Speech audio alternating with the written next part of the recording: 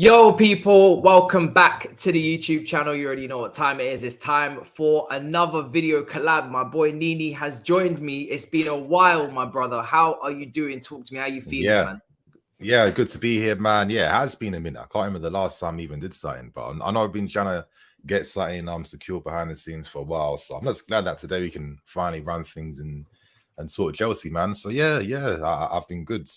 Yeah, it's good to have you back, man. It's good to have you back on. It's been a while, and I'm intrigued to talk to you about this because with Potter, I feel like for us, we love talking tactics and even when we do our maybe previews and we say we want to see this and then we don't see it and then it's something completely different. It's very entertaining to have Potter in this position right now because you can't predict what he's going to do. Sometimes I feel like I'm wasting my time doing my previews because I'm saying that I hope to see this, I want to see this from, and then he's like, nah, and he just goes with something completely different. There's no, maybe correlation like formation wise from one game to the next. Obviously, there's a lot of changes with the team because there's a lot of games every few days, but we're still unbeaten under him. And clean sheets wise, defensively, we've been pretty good. I know we conceded against Salzburg, but they had a couple of chances. We're not getting absolutely slaughtered in that regard. How have you kind of like seen Potter's time? What's your reaction to it? Is this what you expected? Is this what you wanted to see? And how do you kind of just look at the situation and think to yourself at the moment in terms of his standing as a manager for us? I think it's an interesting one with Potter because I still feel like deep down a lot more time is probably going to be needed to fully get the full or a better grasp of things behind him and how he's thinking. I do think the whole formation thing, though, I think it brings up some interesting conversations. I feel like maybe as us fans, we're so used to seeing things like, I don't know, like 3-4-3, 4-3-3, players for this position, set roles, etc., etc. But it's interesting because I guess like with him, it's more like the philosophy principles. Like, of course, we look at a wing back, we think of maybe just like a fullback that's allowed to attack a bit more. But I think as we've started to see recently with guys like maybe Ruben playing there a few times, and now with Potter, where he's actually using actual wingers to be playing in the wing back position, which, when you deep it on paper, it does make more sense if your wide wingers are receiving out wide. And, deep down, I guess, in football, you have to attack as a unit and defend as a unit. So does it really make as much of a difference if you've got a traditional wing back there or winger there? Probably not in that sense. And I think that, that's where it's like kind of exciting because I guess, like I go into all these games now just really open to what I'm going to be seeing and what's going to be done.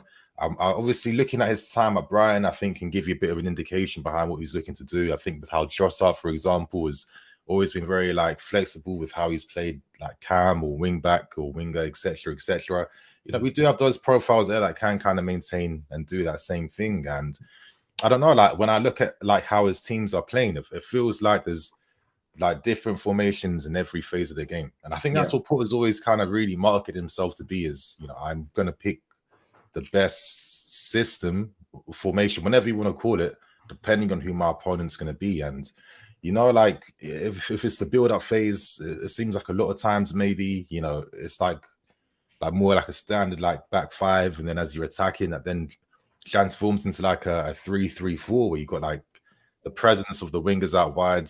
You can take guys on 1v1. You've got all the options inside the box then in terms of your strikers who aren't as isolated now. They've got more, we've got more box presence, which you didn't really used to have as much. I felt like now when we miss chances, you kind of feel like, okay, maybe I feel like the next one's gonna come a bit soon. It's not, I'm not gonna have to wait like half an hour for like some next random chance out of nowhere to come. Because I've always kind of felt like, is that really that sustainable for a player to really build momentum if you never really know when your next meal is coming from all the time? You know what I mean? You have to eat when you get your food because otherwise you might starve. Exactly. I feel like it's a lot harder to be able to like I feel like you have to operate like a robot to be able to really just like switch on just like that. I don't think it's as easy as that. So I do feel like all those little principles that he's adding to the game are there. And then just the little intelligent tweaks he does too, like if we're defending counterattacks, instead of Jorginho now being like the guy in midfield by himself who will just get spun and done out differently, okay, move to the back four now, that way then someone's running at you, we can kind of at least like slow down the opposition for the other guys to regroup. And at least that way, if you have to step out, you can, and it's a lot more safer to do that than just being in no man's land, getting done out. You know what I mean? So Yeah. there's all these different. It's weird. I wouldn't say it's complicated. I'd say it just requires a lot of team bonding and understanding for the players to really get in sync. But as we've seen from Brighton over the past, like, I don't know, what, 8 months or something, once the players get to that level, you then start to see a different type of performance. You know, I mean, when the way they completely destroyed Man United start of the season, that's probably one of the best team performances of the season from any team in the Premier League so far. You know what I mean?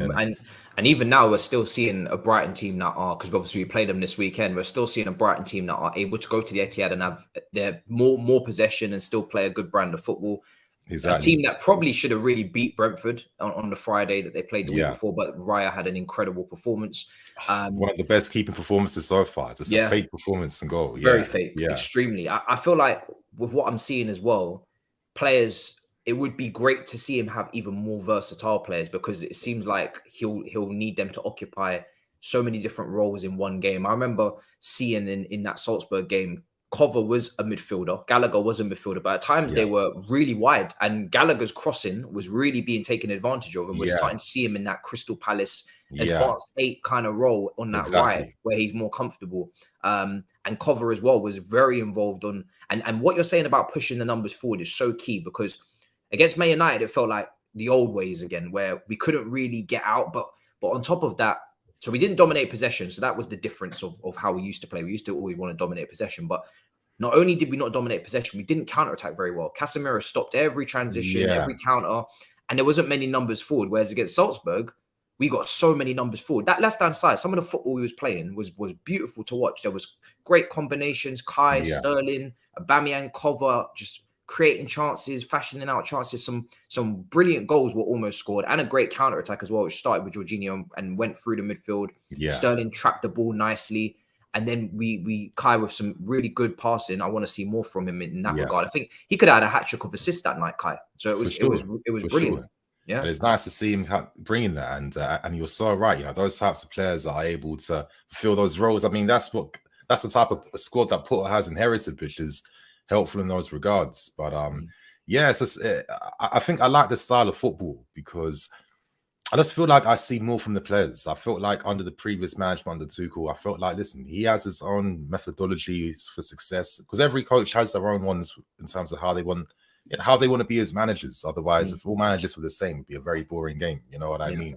So you have its benefits for sure, in terms of the fact that for me, under Tuchel, if it comes to big games, you're feeling like you have an advantage. Like, I remember doing some of your position previews with people, assuming that we were going to get, steamroll us, or we're not going to perform as well, we're going to sit back, park the bus. I'm just thinking to myself, you haven't been seeing a single thing we've been doing under Thomas Tuchel. If you think that we're a team under him in the big games that will just defend with 20% possession, you're not paying attention. And I think that's why we were able to always the way we were able to compete. Like, I think those Liverpool games last season and the cup games, for example. That's where Potter will have to kind of. His record was really good, to be fair, at Brighton, decent, but now at Chelsea, he's a bit different though. I feel like he's maybe a bit more counter-attacking, and I felt like maybe that was a mistake against Man United. It felt like we didn't have to play like that, because we know we don't have to. But I felt like he thought maybe let's try and pick on the transition, because there was a few times when Aubameyang's runs in behind was looking dangerous. But then he kind of made a mistake tactically, because of course Ten Hag's like, yo, listen, like we're gonna make sure we're gonna stop you playing out, because the thing is, if you want to play like that, you got to stop you in that first phase, you know. So we're gonna, from goal kicks, Kepa's kicking will make no difference at all, because number one, Aubameyang's not gonna win anything up front against Varane. And then number two, if we close down the passing options for you to play out from the back, we're forcing the keeper to play silly crop passes to the wing backs who aren't going to be doing anything when they're getting doubled up on. You know what I mean? So I think tactically, Potter got things wrong in that sense, and that's why he made the substitution very quickly of like, yo, it's just obvious we got to bring on another midfield player here. And then actually start to try and regain some control, because we were just losing the ball constantly. They were just because where were the passing options once you're getting it? We're getting forced back and penned back, and see that's what Ten Hag does. So I felt like maybe he was thinking, okay, let's try and get him on the counter, which I guess maybe in the future when these guys got more understanding, might look a bit more effective, but I don't think we really have to. And that's my own personal thing. I hate when we got to do this tactics battle for no reason, or playing within yourself to do some next little like chess football that just doesn't. You don't have. It's the Premier League. Sometimes you don't have to do that. Sometimes, especially when it's about momentum. Most of the time, if you've got team that's got dead form, you can take advantage of that. You know what I mean? So I don't know. I feel like little things like that, I got to see what the game plan is going to be. Maybe it might take a bit more time, because now, you know, players, I feel like under Tuchel, they're a bit more protected because they knew exactly where they had to be here, there, when they're there.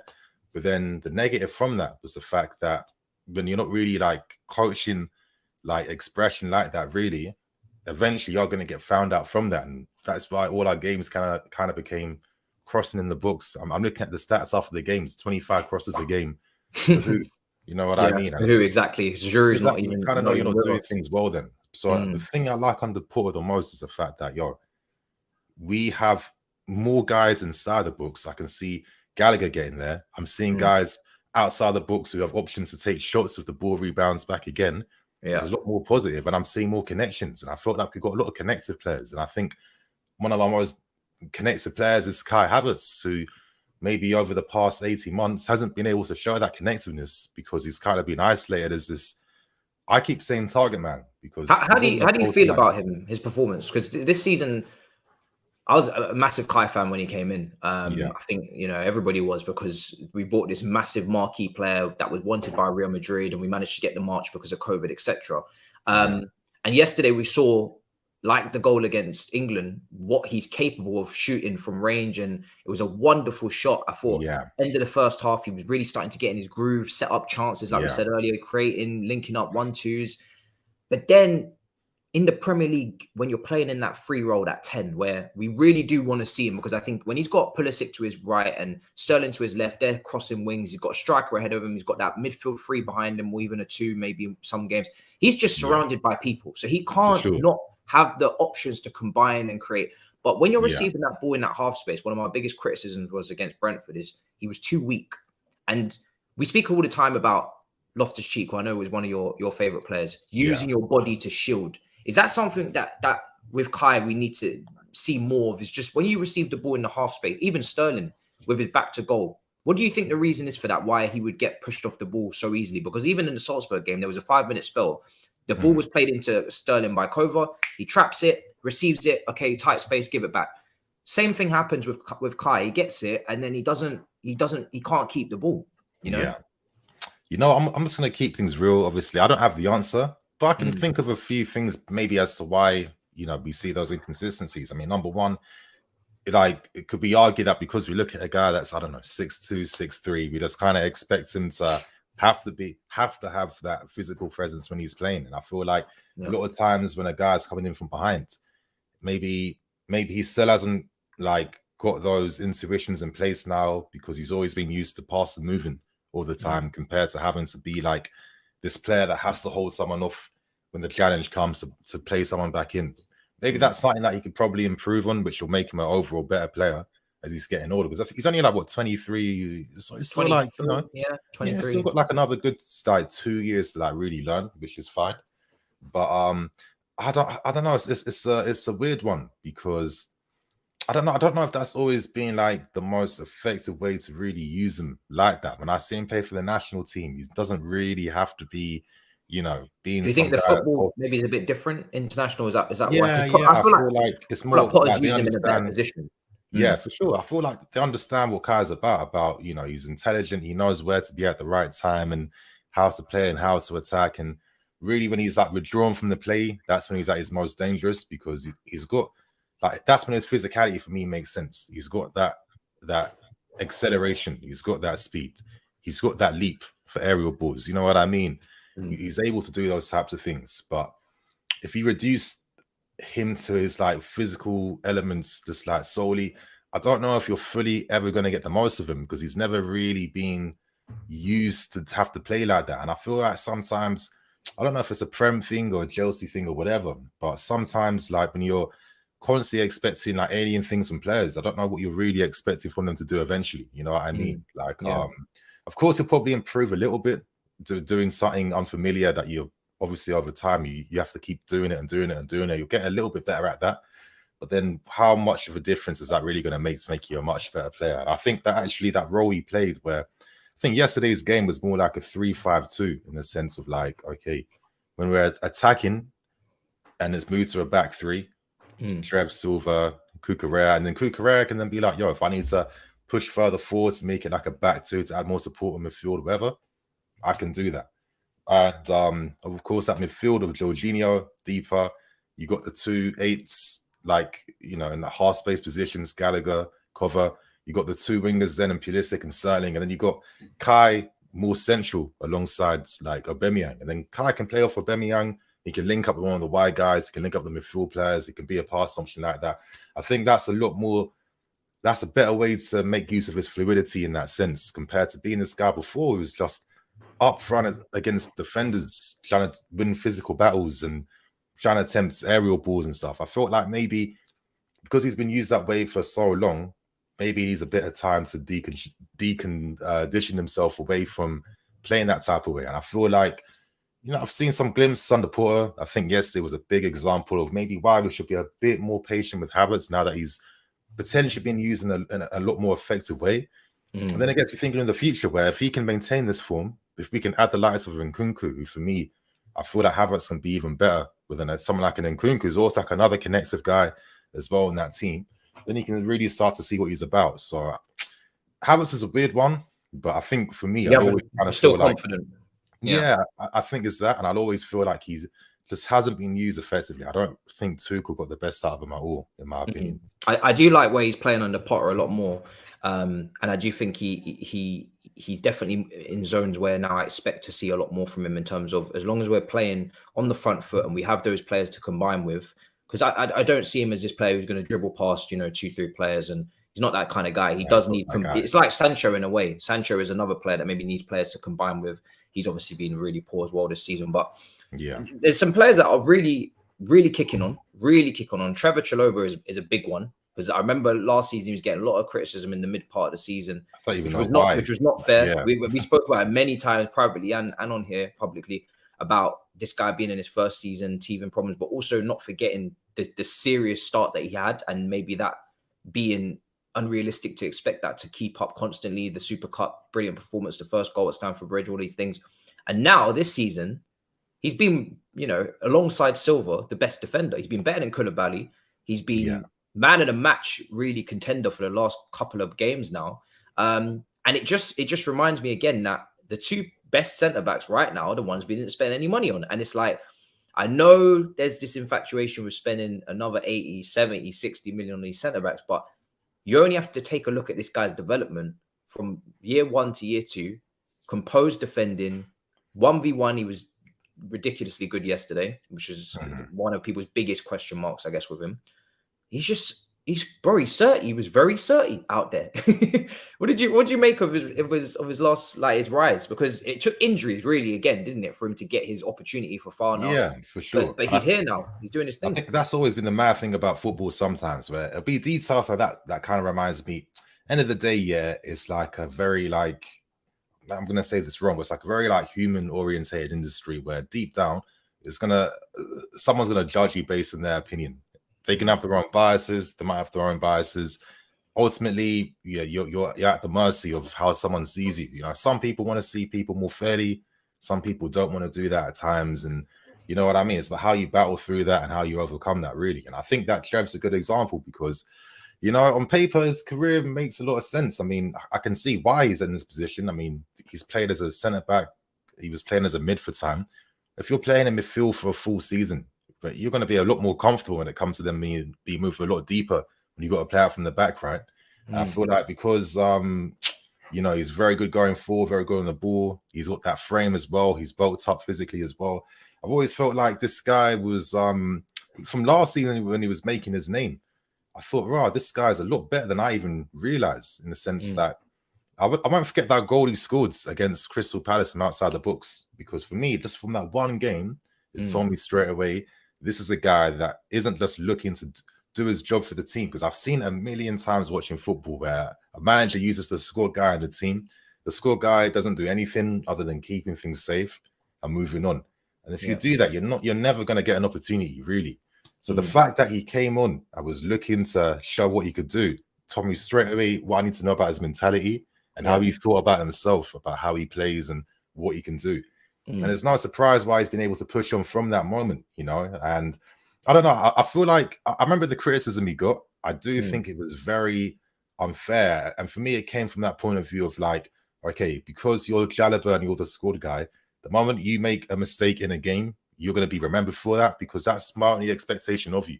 And I think it was unfair because, of course, he made those mistakes, you know what I mean, every now and then. Fortunately enough, they didn't cost us goals or nothing. But it wasn't fair because the way he started a game during that period wasn't the way he ended the game. He always got better. And I thought that was the key detail that was always ignored and missed. And it makes sense because if you're the squad guy and you're still young and learning, you're not supposed to be some perfect guy that's not making any mistakes. And I do think maybe this season things were a bit different. I think obviously because he knows he's a good player, good relationships with the players in the squad as well. And of course, seeing all the interest of all these European clubs that wanted to capture you, I mean, that's going to definitely get you gas. You know what I mean? All the top clubs in Serie A and Germany and Champions League. Obviously, okay, you know, it's like, hey, listen, I want to get out of here. I know my worth and value. He was told to remain. And obviously that puts you on like I think that gives you like a confident platform to them. A little bit more of a pedestal, For sure, even more of a pedestal. And I think maybe I'm seeing more confidence and authority in the sense of maybe he feels more confident within himself compared to last season where you're still that squad guy. And really, I think Tuchel only used him when he had to compared to really wanting to, which is the main difference in terms of maybe why he was a bit shaky at the start because you don't fully have that backing from anyone. How can you really confidently show what you can fully do? So I think that now he has a bit more pedigree in the squads, in the team. I think we're seeing a guy that is really playing without any doubts or fears now and is really showing all this money you're spending on centre backs and the guys you want to buy. I'm literally here for free, outperforming all these guys. And you know, he's been much better than Koulibaly. I think he's been better than Fofana. I think now Fofana's going to have a battle in his hands to come back because listen, I'm not even like sticking it on Fofana.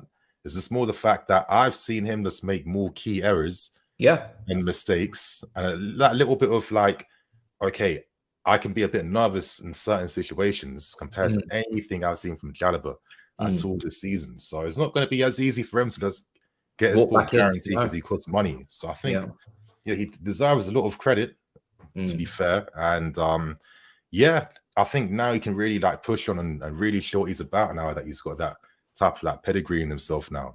Yeah, no, 100%. I agree. I think it's brilliant to see from him because, like I said, he's not the one that's going to get the hype, but I think a lot of people are now starting to give him the plaudits because of the performances and it's fully deserved. I want to talk about the fallen guys and the missing guys, the guys that we need to we have to see, are they even with us? You know, the Ziyech's of the world, the Zakarias. Where are these guys, bro? Like, because do you know what it is with these guys is two things. One with Ziyech, I mean, obviously he's used Pulisic a little bit more in the last match now. He wasn't really using him too much. I think that was only maybe his second start. Sterling he's used a lot. But those players can obviously switch wings. He switched them a few times in that game when maybe they switched themselves just to keep things unpredictable.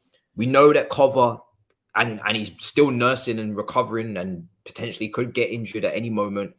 Kante's out until after the World Cup. Jorginho has been always overplayed and overexerted and overused. And he still has, for me, flaws in his game as well from a mobility standpoint that can hamper the team. Aspilicueta very, very similar on the right-hand side as well.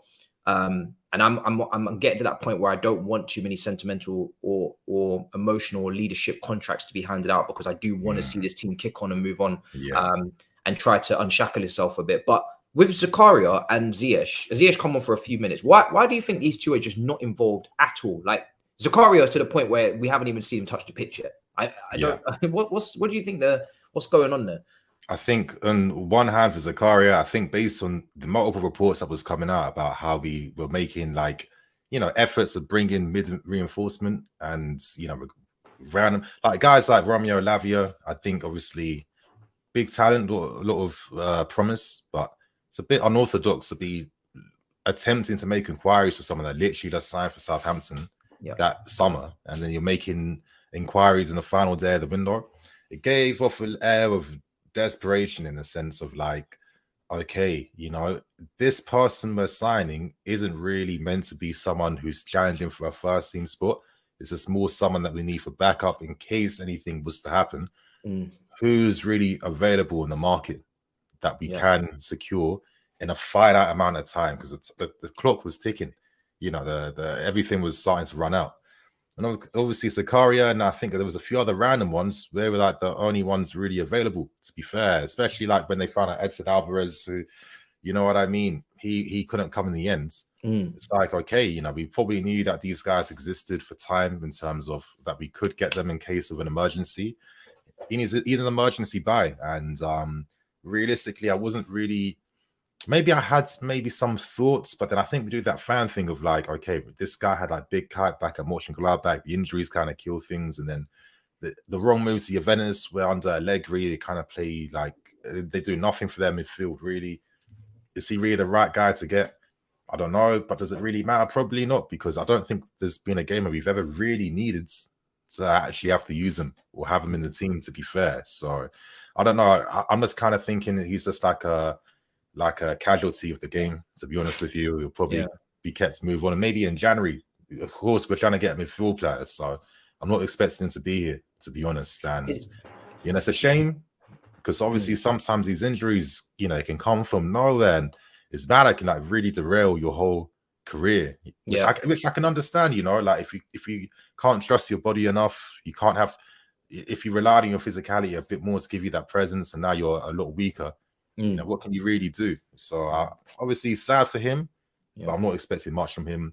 And I think with Ziyech as well, he's one I really feel sorry for as another casualty of the game, because it was mad before. There was a reason why he stayed at Ajax a bit longer, because he was like, listen, my career, I'm doing things right.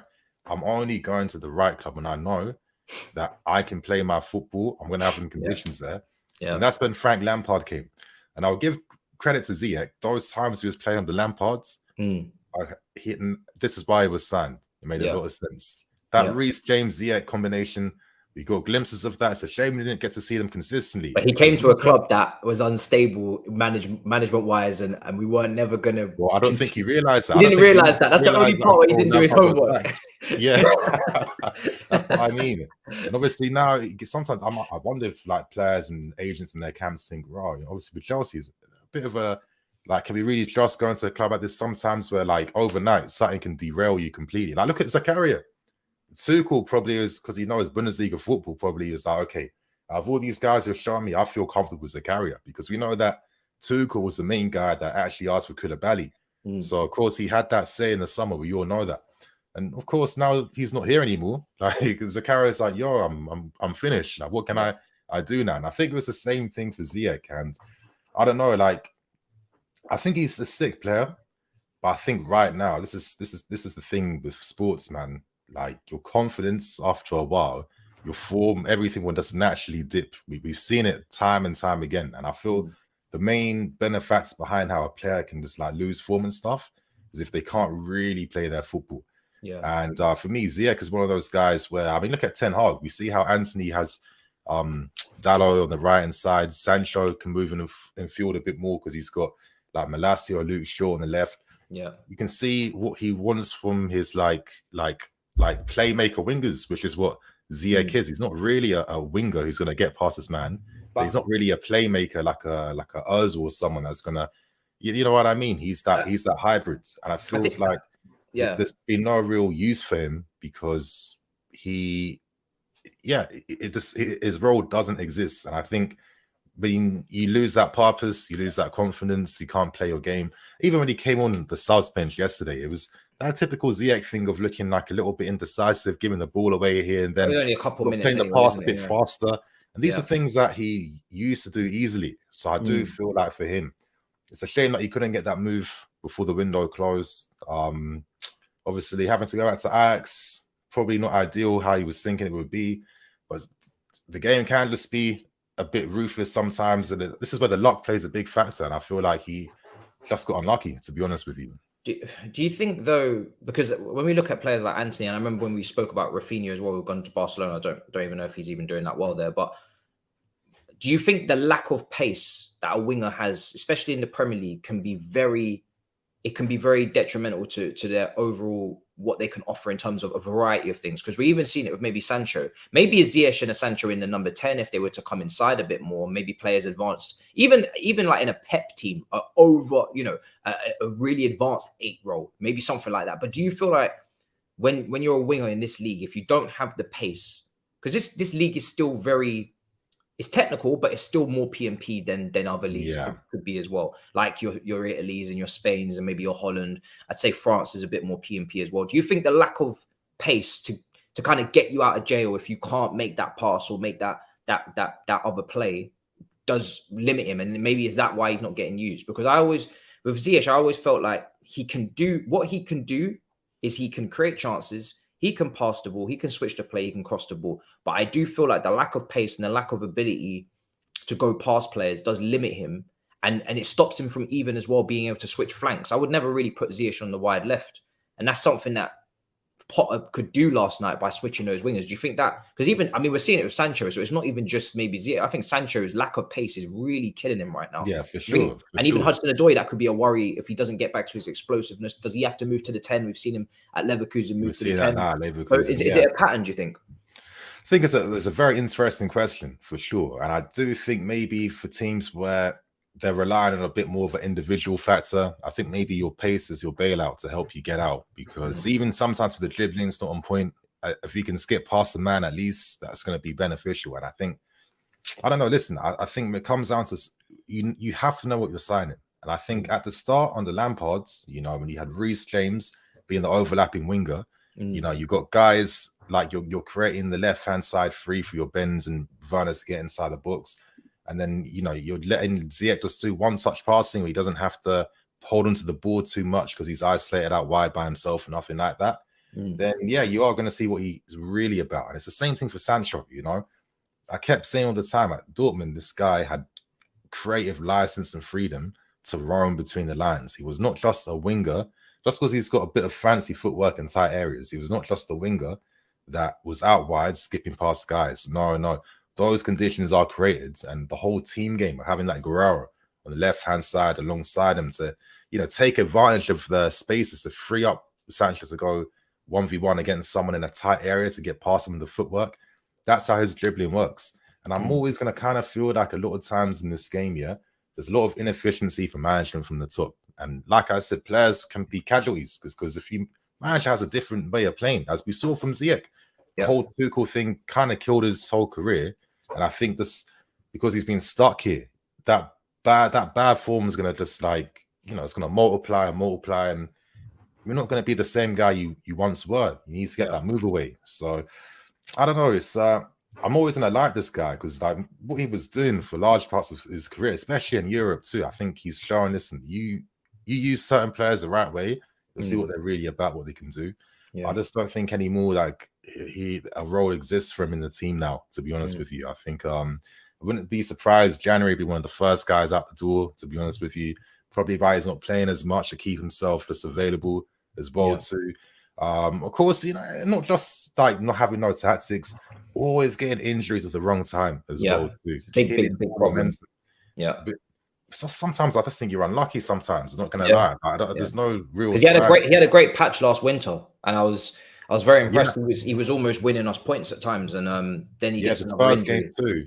Who's doing that really in the team? And there must have been about 2 or 3 periods in his Chelsea career where he's been in good form, and then he's got hit by an injury, and then it messes up his momentum. And I feel like he's definitely a confidence player, and he definitely is a player that needs his momentum. I don't think he's a player like maybe you could say a Kante could be missing for 3-4 months, but you could drop him in at home to Spurs and you get a masterclass or something like that.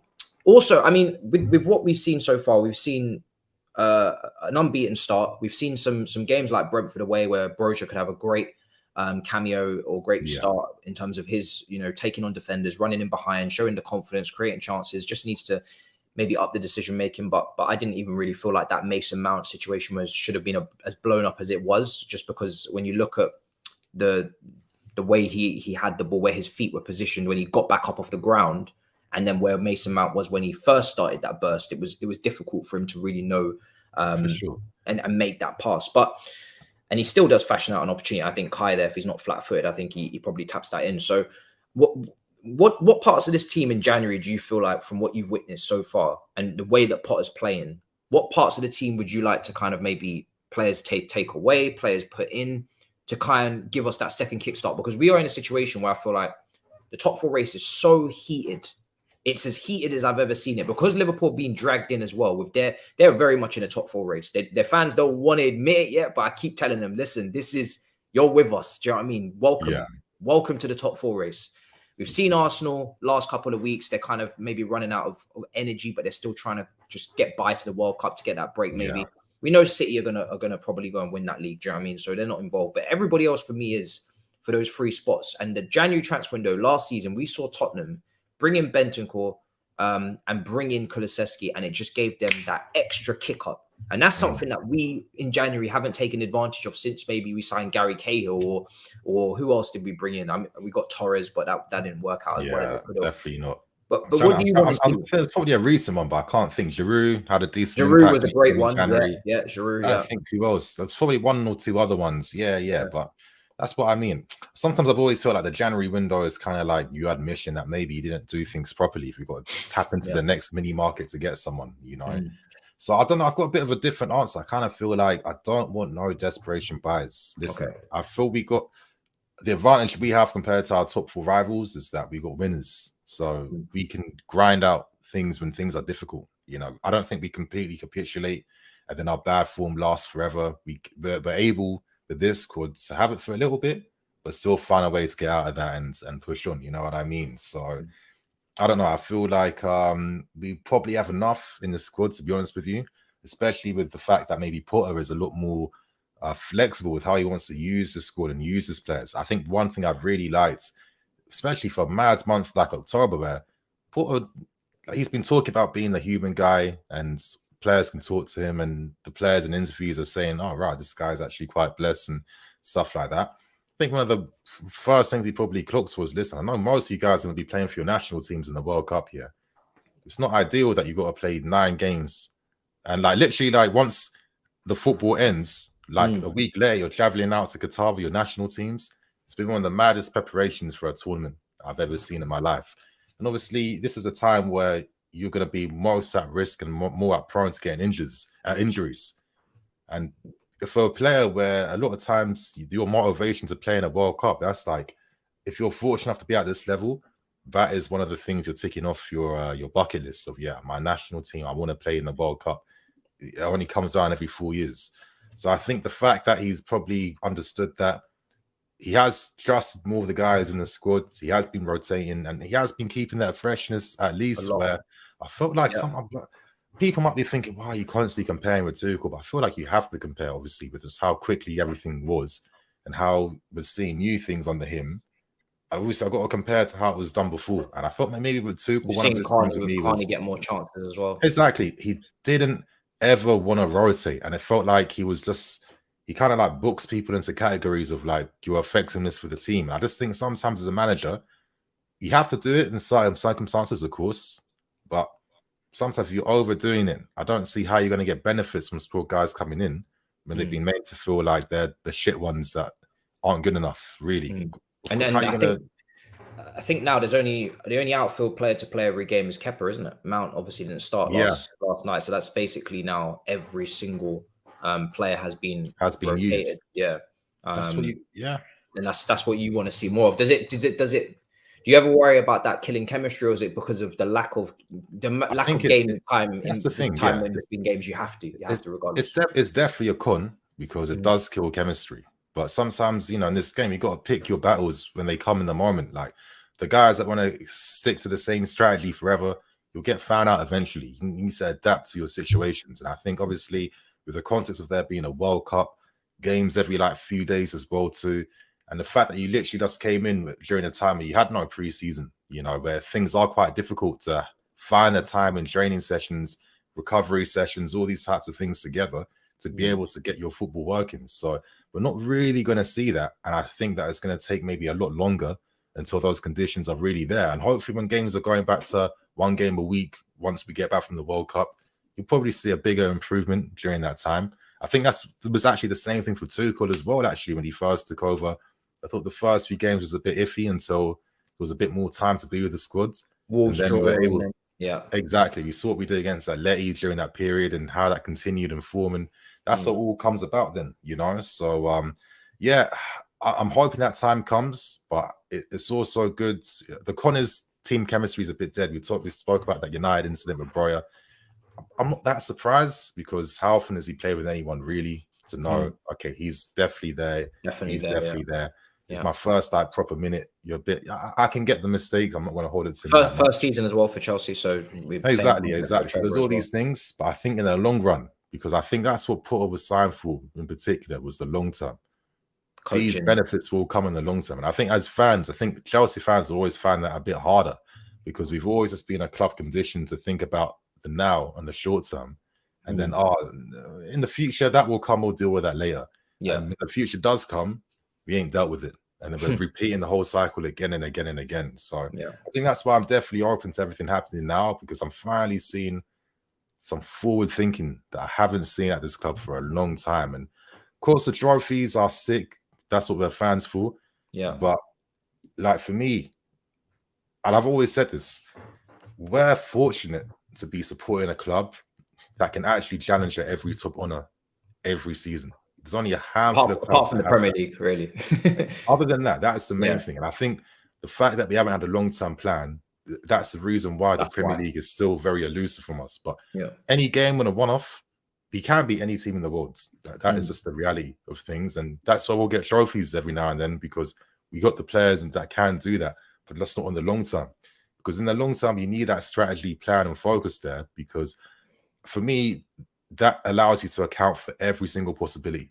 You know, there's a reason why players like maybe at Man City, if they've got an injury, they've got a guy who's ready to continue the role someone else left over. It doesn't completely kill their team. Like we've lost Reece James. Imagine how big of a loss he's been. I don't think if City lost Cancelo, for example, it's not going to be as much of a negative difference for them compared to us. And that's where long-term thinking comes in, because you properly got the whole squad patterns to be ready for any occasion. And that's what we used to have, and that's what we haven't had recently. So I feel like now all the steps are being put in place to make that happen. I don't know if it'll come like in the space of a year or two, but I do think that these times, if done properly, it will be one of those Bayern, Real Madrid's, Barca clubs, City, where every decade, you know, there's most of those honors are going to be collected by us. And I think just got to accept the reality of, this is why the planning for the long term is needed, because we're not good. We're going to be, even my old men, we're going to be fans, you know what I mean? We're like 80, 90, and I'm not gonna lie, looking back on my life before I leave this earth, I want to hope that you've seen a lot of the bits, and you know what I mean, at least all the investment I put into them, you know. 100%. You would hope to see the fruitions of your labor, fam, because it's not easy. It's not easy. I mean, all the money to be taken from me as well too. It's the least I deserve, man. 100%. Put that towards the kids or something, you know. I got no kids. Before we come to a close, man, it's been a great episode. I feel like we've touched on a lot of things. We're now starting to see, hopefully, the reshaping, a very ambitious owner who isn't, I mean, a lot of people say, it would not happen. You know, we would not have dropped these points here if we had this manager. We would not have, done this if we had this owner. But I do like the direction we're going in. I do like the proactiveness. We're seeing a lot of recruitment staff come in. I think another one today. It's very difficult to keep up at this point. I'm not going to lie to you. I'm hoping that there's a big reveal like at PSG where they have them all standing up on stage before a match, and we can just say that this is our Galacticos recruitment team, because I've never seen so many people come in my life for different roles and whatnot. What do you want to see against Brighton? If you could say that there's one thing that you want to see against Brighton, I won't get a prediction because that's corny. Everybody asks for that. But one thing that you want to see, because Brighton is a tough game. Former manager we have now in our dugout. The players are going to be riled up for it. What's that one thing or one player that you want to see against Brighton that you feel like is pivotal for the game, tactically, whatever you want to go into? Dang, it's hard, Like they're playing well, bro. They're playing well for sure. But I'm just thinking, who has been that guy that's really been like? I mean, I don't know. Do you really have a talisman like that? I don't know. It's a hard one. I feel like maybe we care more about talismans because like we had like Hazard, and I've always felt like the Hazard era was one where we had one of the top 3 players in the world. Yeah. You know, we might not ever have one of them again, really. You know what I mean? And the magic you can get from having one of those guys who is that individually good, he was like the ultimate and these are the conversations I have when I go to these rival platforms and they say the Salah, and I say, listen, respectfully, you're not understanding that, because I know you have your rivals Beck, Victor, and they don't understand the individual brilliance that we're talking about here. This level of dropping deep, receiving the ball, dribbling past 3-4 players. You're not seeing the same shit, bro. You're not. Yeah, exactly. For me, it was simply this: when Hazard was on, everyone looked better. And that is the magic, you know. The thing with Salah, he'll get on the end of moves. He's a great player in his own right. Yeah, he is. But he doesn't make Liverpool. He doesn't have that effect where I'd see Hazard come on the field, and then all of a sudden, Aspie's playing better when he wasn't doing nothing before. You know what I mean? So we'll never fully understand. And like I said, we definitely took it for granted. And if we did a City where we were able to like get this guy, get another one or 2 other guys around his level, just to let this guy ease up. I look at his career at Madrid now, and I think, is it a surprise when you've been getting hacked and kicked left, right, and center because you're dribbling past 3-4 guys? That's a sacrifice you're taking in the long run, you know. So I think about these things sometimes, but yeah, I don't know who's that talisman guy for us. I'm still trying to figure it out, to be fair. Mount's had his form. Maybe Kai could potentially have his. Our defenders are doing good. I feel for me, I just want to see a continuation of good quality chances being made. Not like irregular chances where we make one in 5 minutes, next big one comes 37 minutes. Now, I want to see a steady, I just want to see attacking cohesion, to be fair. I don't even care if we don't necessarily take advantage of it. But if I see that, okay, we're actually able to fashion opportunities, players are got a little bit of a wavelength going on right now. I think that's all I'm happy with, knowing, okay, you know, it's not about the battle, it's about the ball in the long term. Yeah, no, 100%. I agree with you. Listen, I think for us, it's going to be a tough game. Brighton are a very good team. I'm very disappointed it's not on TV, but it is what it is. We get the 3 p.m. kickoff again.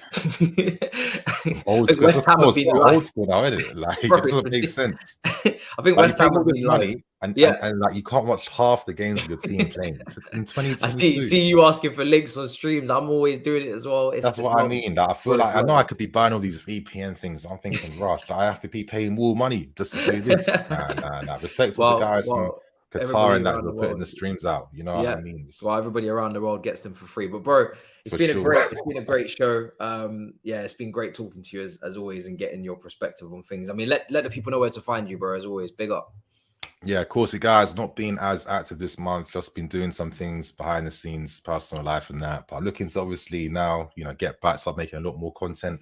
You know where to find me, Blue Lions TV. There you go, guys. Make sure you go subscribe. Links will be in the title and in the description for me. By the time this released, you'll see that you'll be like, yo, when is the career mode, the FIFA career mode? Well, listen, it's coming very soon. On this very day, it will be coming this afternoon or in the evening. So just have notifications on, be ready. It will probably be already scheduled and ready for you to check out now anyway, and set your reminders. So take a look for it around on the channel. And hopefully we can make Chelsea great again and put in some good performances and get some wins. It's been a tough career mode beginning, but Lord have mercy. If I get to January, watch, I'll be flipping that squad. I know Niinii said he ain't going to panic buy, but I definitely will. So we'll see. Until then, in a bit, people. Yeah. Peace.